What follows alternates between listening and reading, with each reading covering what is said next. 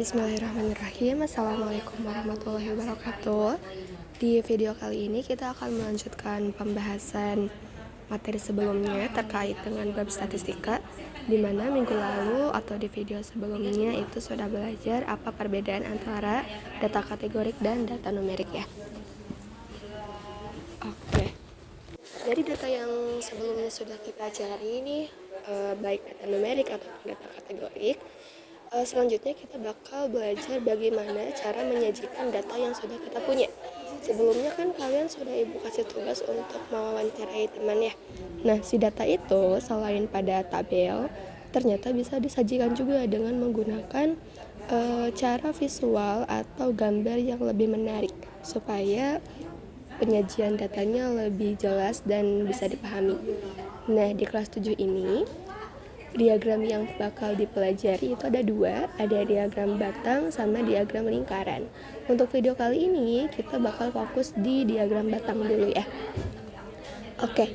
Oh ya, untuk belajar diagram ini kita perlu penggaris sama busur. Jadi untuk yang pertemuan sebelumnya kita pakai busur nih untuk mengukur sudut, itu jangan hilang ya, karena bakal kita pakai lagi. Oke, kita bahas dulu. Kita baca dulu dari sini. Secara umum, diagram adalah cara visual untuk menampilkan data menggunakan gambar atau lambang agar lebih menarik dan mudah dipahami. Jadi ini adalah tujuannya ya. Dimana untuk diagram batang sendiri adalah penyajian dengan menggunakan persegi panjang dengan arah vertikal atau horizontal. Kalau misalkan di bagian sudut kalian masih ingat, vertikal itu kan berarti artinya tegak. Nah, si diagram batang atau si kotak-kotaknya nih, si persegi panjangnya akan tegak, dia menghadap ke sebelah atas. Ini disebut sebagai diagram vertikal atau tegak. Nah, kalau horizontal itu sebaliknya. Horizontal kan artinya mendatar. Artinya si persegi panjang atau si kotaknya ini akan menghadap ke sebelah samping gitu. Tapi dua-duanya bisa digunakan dan dapat menunjukkan data yang sama. Jadi hanya perbedaannya di arahnya saja. Nah, lebih banyak memakai yang mana kalau misalkan untuk matematika? Sebetulnya dua-duanya dipakai, tapi secara buku atau misalkan secara soal biasanya lebih banyak menggunakan yang vertikal. Tapi ada juga yang horizontal gitu. Oke, kita baca lagi. Tinggi setiap persegi panjang sesuai dengan jumlah data masing-masing objek. Nah, artinya ini kan si batangnya itu tingginya beda-beda ya. Ada yang tinggi banget, ada yang pendek, ada yang sedang. Si tinggi atau panjang dari batangnya ini menunjukkan banyaknya frekuensi. Seperti yang sudah dijelaskan sebelumnya, frekuensi adalah jumlah data. Berarti contoh nih, kita lihat diagram yang tegak yang warna biru. Di sini ada objek A, objek B, objek C ya. Lalu di sini ada angka. Nah, biasanya kalau misalkan di diagram vertikal atau tegak, si frekuensinya berada di sebelah kiri. Frekuensi. Kalau misalkan di horizontal, frekuensinya akan berada di bawah si jumlah datanya. Nah, cara bacanya berarti kita lihat dulu. Diagram batang ini bisa kita jadikan sebuah tabel data. Contoh nih untuk yang pertama, diagram yang warna biru. Di sini berarti kita punya objek. Objeknya ada A, ada B, ada C ya. A, B, C. Terus sekarang kita mau nyari nih berapa banyak frekuensinya. Frekuensi ini simbolnya bisa pakai F. Oke, frekuensinya berarti jumlah datanya kita lihat dari tinggi dari batangnya. Contoh, yang A. Yang A ini kan tinggi nih. Tingginya dia sampai ke sini kan. Ini menunjukkan ke angka berapa? Angka 6. Artinya dia frekuensinya ada 6 data. Balik lagi ya. Seperti itu juga untuk yang B.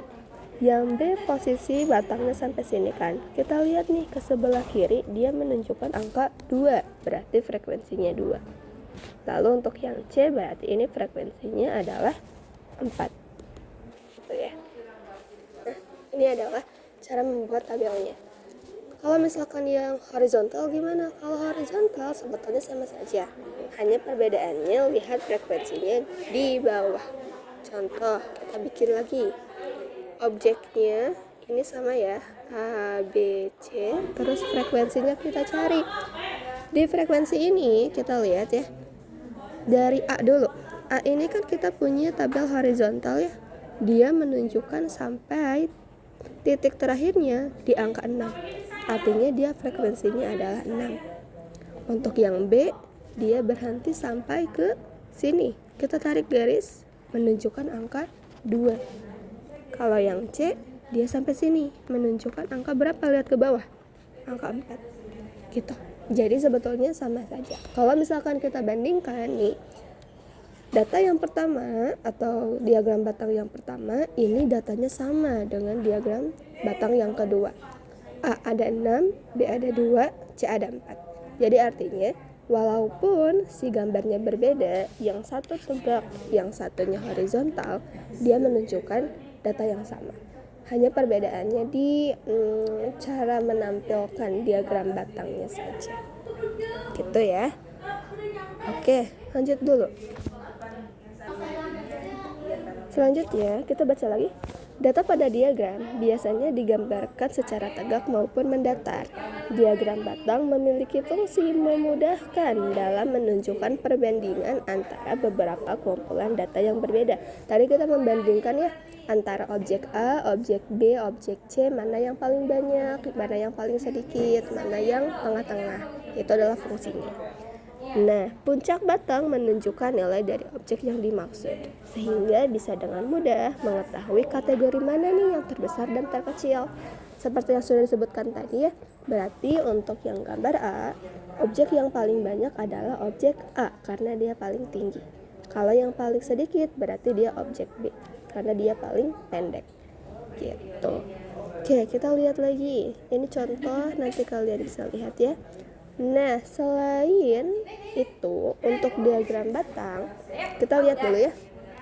Ini adalah merupakan contoh lain untuk diagram batang yang vertikal atau tegak.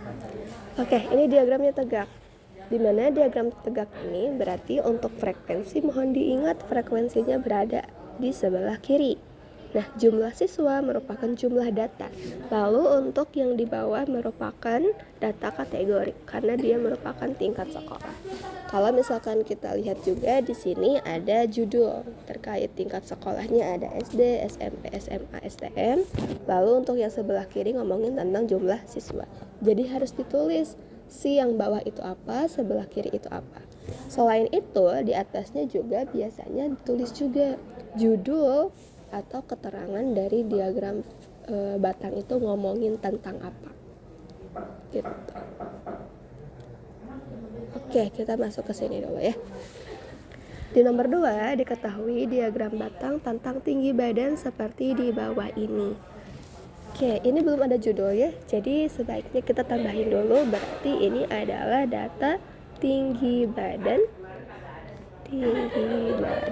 Contoh misalkan tinggi badan kelas 7 TSN Kota Bogor gitu. Jadi harus selalu ada judul biar yang membaca itu tahu ini tuh datanya tentang apa. Nah, seperti sebelumnya ini juga vertikal atau tegak, di mana yang sebelah kiri adalah frekuensinya, banyak siswanya, lalu untuk yang bawah adalah datanya. Oke, kita lihat nih dari yang ini. Diketahui jumlah siswa adalah 126. Yang A, tentukan berapa banyak siswa masing-masing. Oke, kita lihat dulu nih. Dari yang warna biru yang awal sampai warna ungu, kita lihat ada berapa siswa per tinggi badannya. Contoh misalkan, kita lihat dari yang pertama. Ini kan ada yang tingginya 150 cm. Kita cari dia ada berapa orang, berarti sama kayak tadi ya. Kita lihat ujung diagram batangnya menunjukkan ke angka berapa. Ini menunjukkan ke atas, batasnya dia menunjukkan sampai ke angka 10. Berarti dia ada 10 orang atau 10 siswa. Gitu. Sama halnya kalau misalkan mau lihat yang 152 cm. Kita lihat nih yang warna merah. dia menunjuk ke atas. Lihat ujungnya. Kita tarik garis kalau bingung. Oke. Ini 20 sampai 25 per garis tipis-tipis ini menunjukkan satu angka. Berarti dia ada di angka 24 siswa. Dan seterusnya ya. Oke, kita tulis dulu di atasnya dah. Yang warna hijau 154 ada berapa orang? Berarti ini kita lihat nih. Dia menunjukkan ke titik berapa? 15, 16, 17, 18. Berarti ini ada 18 orang. 156 ada berapa? Tarik garisnya, lihat ke sana ada 14 orang. Dan seterusnya. Gitu ya. Oke, nanti kali ini contoh aja sih, di bawah sudah ada penyelesaian, boleh dilihat nanti ya. Terus kita lanjut dulu ke nomor yang B. Tuliskan pada tinggi badan berapa jumlah siswa yang paling banyak dan paling sedikit. Tadi ya sudah dijelaskan, kalau misalkan mau lihat yang paling banyak berarti kalian lihat yang paling tinggi, diagram batangnya. Batangnya yang paling tinggi adalah yang warna merah, berarti dia adalah paling banyak. Sebanyak tadi 24 orang. Tapi yang ditanyakan adalah tuliskan pada tinggi badan berapa. Berarti paling banyak 152 cm.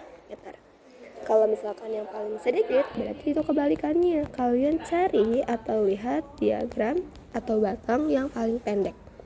Dari gambar di atas, yang paling pendek adalah yang warna hijau. Artinya 166 cm. Gitu. Oke, lanjut yang C. Tentukan ukuran tinggi badan yang paling banyak siswanya sama.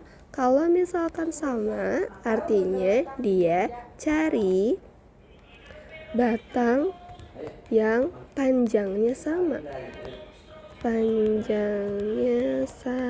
Lihat di gambar, kita cari nih, ada gak kira-kira yang tinggi batangnya sama. Kalau misalkan kita perhatikan ya, yang sama adalah yang ungu sama warna biru. Oke, berarti jawabannya adalah tinggi 156 cm dan 162 cm. Gitu. Itu ya. Oke, kita next dulu ke soal selanjutnya. Tadi kita sudah membaca diagram batang. Yang jadi pertanyaan adalah gimana kalau misalkan sekarang kita punya data terus mau bikin si diagram batangnya. Kita lihat contoh soal nomor 1. Oke, nomor 1. Diketahui data terkait makanan favorit siswa di MTSN Kota Bogor sebagai berikut. Kita punya data ini ya. Jadi, tata cara untuk membuat diagram batang adalah pertama, kita tulis dulu judulnya apa.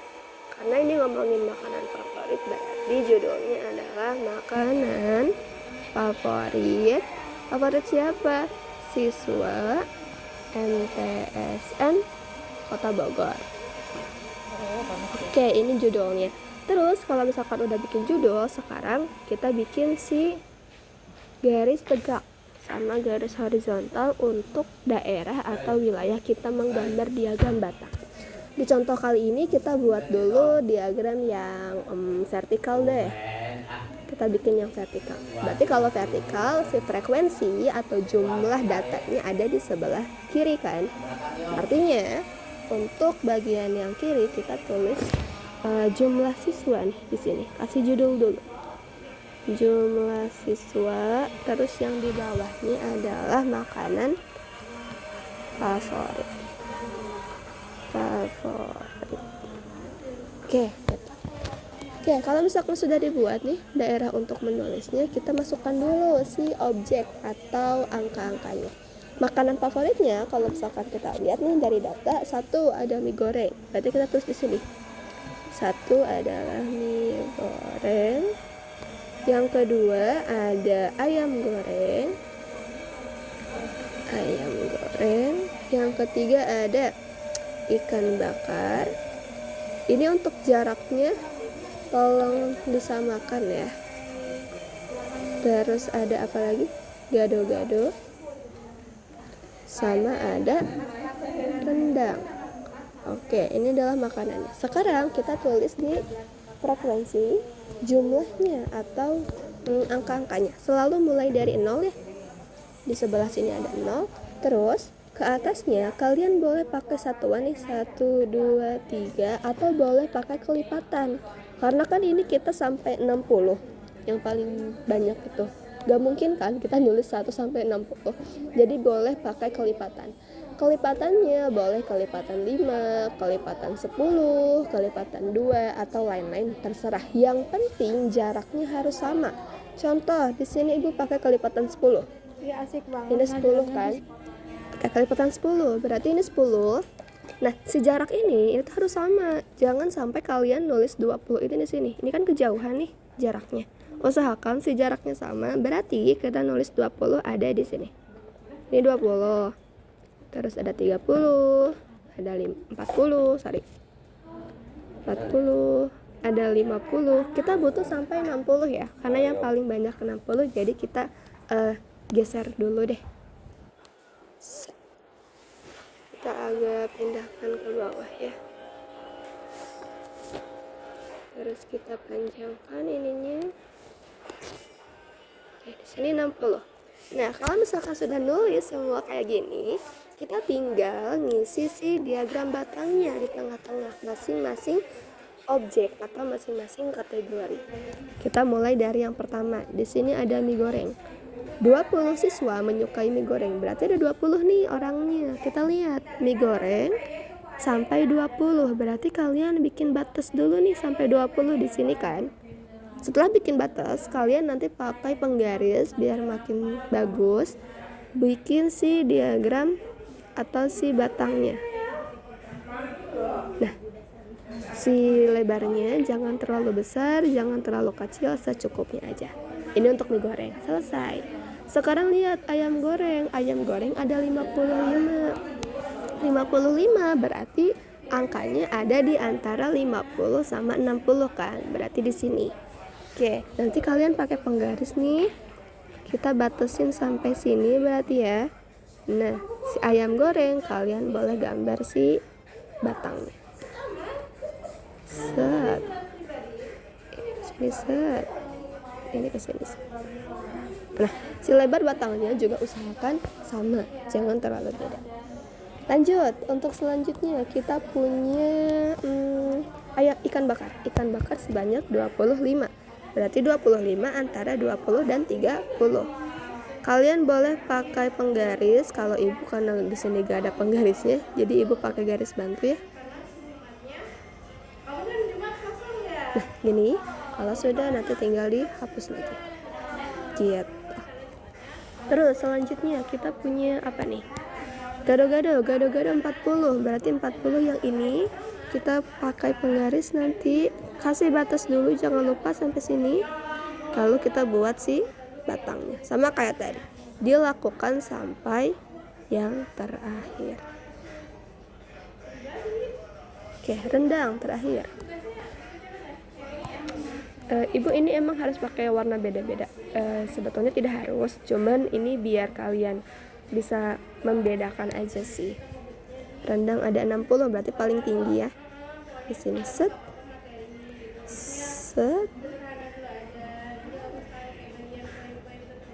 Dah selesai gitu. Nah, ini adalah diagram batang untuk makanan favorit. Jadi kalau misalkan udah jadi kayak gini, bisa kelihatan kan, oh ternyata yang paling banyak digemari adalah yang rendang, karena rendang memiliki batang paling tinggi. Dan yang paling tidak disukai atau paling sedikit nih yang memilih adalah ikan bakar, adalah mie goreng, karena dia yang paling pendek. Gitu. Jadi itu adalah fungsi dari diagram batang biar makin kelihatan gitu. Itu ya. Oke, ini adalah yang vertikal. Sekarang gimana sih caranya kalau misalkan aku mau bikin yang horizontal, Bu, gitu.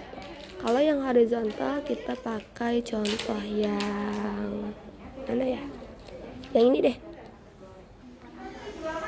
Di nomor 3 kita punya data jenis pekerjaan orang tua ini kurang. Orang tua siswa kelas 8 disajikan dalam tabel sebagai berikut. Oke, kita bakal buat yang horizontal. Seperti sebelumnya, pertama-tama kita akan membuat judul. Berarti judulnya adalah jenis pekerjaan orang tua siswa kelas 8. Nah, ini judulnya ya. Habis bikin judul tadi ngapain? Bikin garisnya. Nih ya. Oke, biar ada space kita pindahin ke sini. Nah, ini cukup. Terus katanya kan mau horizontal, berarti horizontal si frekuensi atau jumlah datanya ada di bawah. Berarti yang di bawah adalah si frekuensinya. Jadi yang di bawah adalah banyak orang tua. Ibu bisa tahu frekuensi yang mana? Kan frekuensi itu biasanya berbentuk angka dan dia numerik. Terus selanjutnya di sebelah kiri berarti ini adalah jenis pekerjaan. Ini Ibu kurang cukup ya, nanti kalian buat lebih rapi aja. Terus selanjutnya kita bikin dulu di angka. Angkanya mulai dari 0. Terus mau lanjut kita boleh pakai kelipatan 10 atau 5. Ibu mau pakai yang 10 aja. Kalau kalian mau pakai 5 boleh.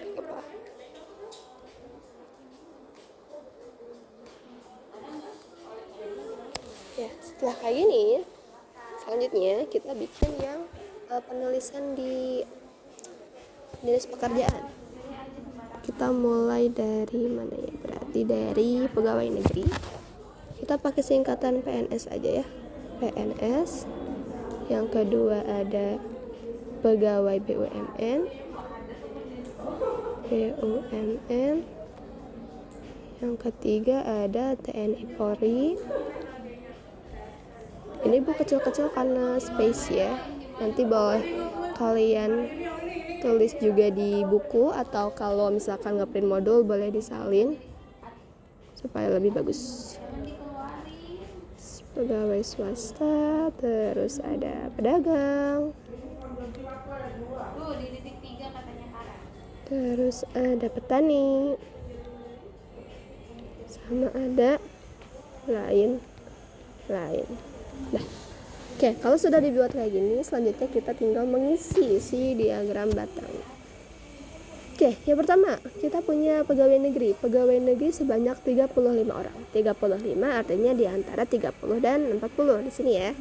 Oke, seperti tadi kita bikin batas dulu set. Lalu habis itu kita garis. Kelebihan, sorry. Kita garis ke sini. Garis ini juga ke sini. Nah, ini cukup. Ke sini ya. Ini 35 orang. Terus selanjutnya kita punya pegawai BUMN 15 orang. 15 antara 10 dan 20 di sini. Kita bikin batas dulu set. Lalu kita gambar si batangnya. Nah, makanya Ibu bilang si penggaris jangan hilang atau dibawa karena ini pasti butuh penggaris. Terus untuk busur buat apa Bu? Untuk busur nanti kita pakai di diagram lingkaran ya. Oke, lanjut. Selanjutnya kita punya TNI Polri 10. Berarti sampai sini aja. Lalu kita buat diagram atau batangnya. Udah cukup. Terus pegawai swasta. Pegawai swasta ada 20. Berarti sampai sini ya. Set. Kita harus ini aja. Terus set. Kalau enggak, lanjut kita punya pedagang sebanyak 25, berarti antara 20 dan 30. Kalau Ibu pengen pakai garis bantu nih karena tidak ada penggaris, nah berarti batasnya di sini. Set.